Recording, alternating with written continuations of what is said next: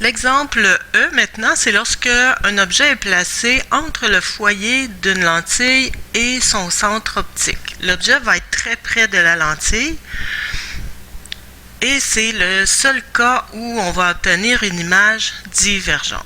Alors j'ai calculé avec l'échelle que l'objet se plaçait pile entre le foyer et la lentille à 0,75 cm de mesure de règle. On va faire les rayons principaux. Les rayons principaux, c'est premièrement un rayon incident parallèle à l'axe principal. S'il passe au travers d'une lentille convergente, il doit plier vers le bas, donc on peut tout de suite dire qu'il va passer vers le foyer principal. Deuxièmement, un rayon incident passant par le centre optique ne sera pas dévié. On voit tout de suite que les rayons, ils divergent, donc on n'obtiendra pas une image réelle. Le troisième rayon principal, c'est celui qui passe par le foyer secondaire et dans ce cas-là, il ne va jamais traverser la lentille, donc ce n'est pas un bon exemple. On va plutôt le faire sembler provenir du foyer secondaire et le faire traverser la lentille de façon à ce qu'il retourne. Il traverse et s'en va parallèle à l'axe principal. Les trois rayons ainsi divergents, pour trouver l'image, il faut faire des prolongements en pointillés. Ces prolongements-là vont nous localiser une image virtuelle. On localise ici une zone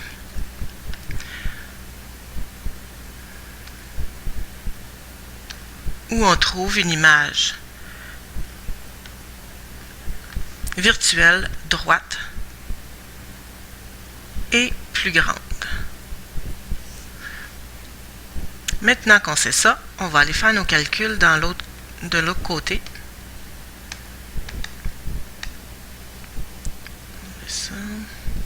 Plus besoin de la règle. Alors, pour trouver le grandissement, ça me prend soit HI sur HO, il me manque HI, ou moins DI sur DO, et je n'ai pas DI. Alors, on va commencer par la section ici où on va trouver la distance image. DI, on le trouve en faisant 1 sur la longueur focale égale, là j'ai mis LF, c'est la même chose que F. 1 sur DI plus 1 sur DO. 1 sur la longueur focale. Longueur focale de 10 cm. Parce que c'est une lentille convergente, la longueur focale est positive. Égale 1 sur DI que je cherche, plus 1 sur DO, qui est 5 cm.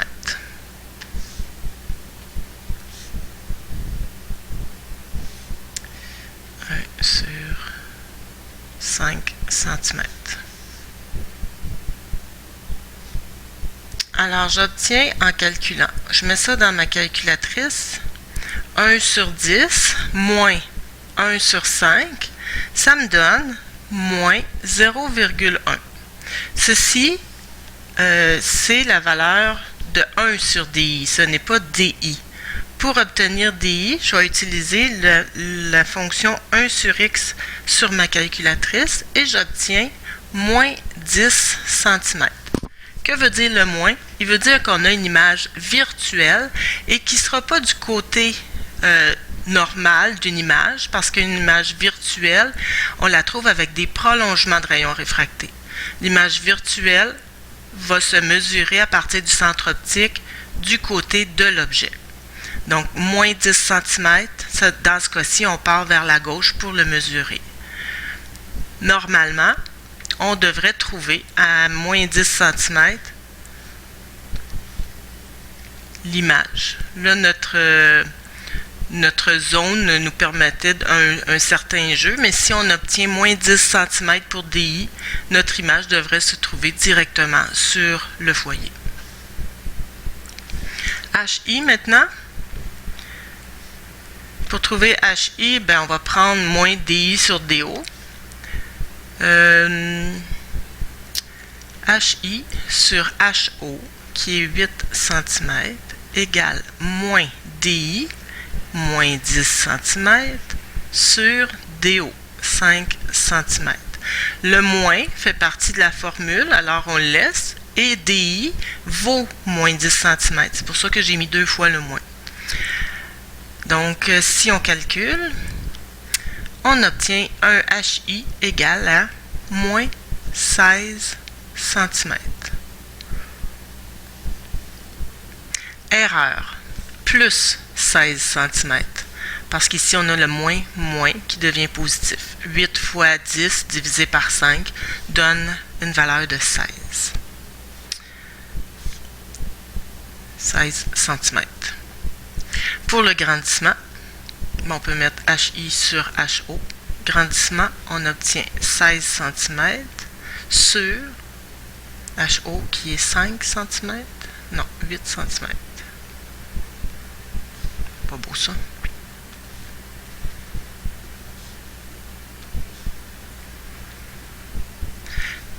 J'ai un grandissement égal à 2. 2 comme grandissement veut dire que l'objet est plus petit que l'image. L'image est 2 fois plus grande que l'objet et on obtient une valeur positive, ce qui veut dire que l'image est à l'endroit au-dessus de l'axe principal. Donc, on obtient une image virtuelle parce qu'on a un DI négatif. Droite, parce qu'on a un HI positif. Et plus grande parce que le grandissement est de 2.